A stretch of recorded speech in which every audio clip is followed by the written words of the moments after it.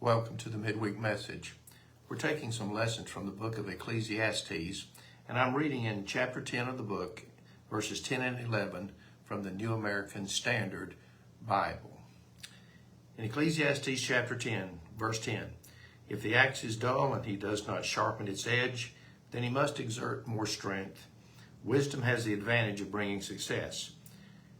If the serpent bites before being charmed, there is no benefit for the charmer.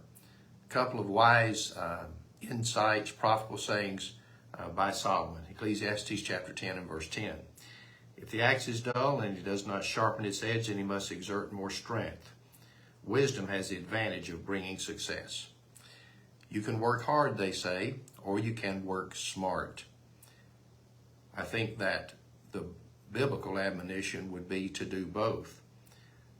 But the scripture says if you've got a tool, an axe in this case, and it's not fit for the task, in other words, the axe would not be sharp if it's dull, then whoever's using the axe or whoever's using the unfit tool has to exert other things than the tool.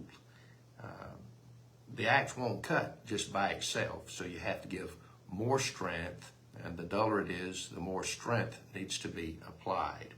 People that know how to golf will say to let the golf club do the work. Don't swing wildly and with great effort. It's more important that you swing correctly and let the golf club do the work on the shot. But if a person's chopping with an axe, they need a sharp axe, because if they don't have a sharp axe, it's harder to cut. And then Solomon makes the general observation. Wisdom has the advantage of bringing success. So if you work wisely, perhaps you don't have to work as hard or exert as much effort if you do things correctly. They're not as hard to do if you do them in the right way. And verse 11, if the serpent bites before being charmed, there is no benefit for the charmer.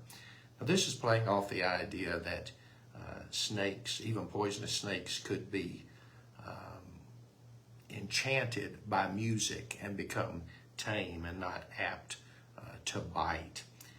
And if the charming by the enchanter or the practitioner of the art, if the charming is not effective and the snake bites anyway, the charming does not produce a desired effect, then there is no benefit. The charmer can't get paid. He can't have a tame serpent. If you don't work correctly, you'll not achieve the correct ends. And if you do not achieve the correct and desired ends, then the work itself is useless.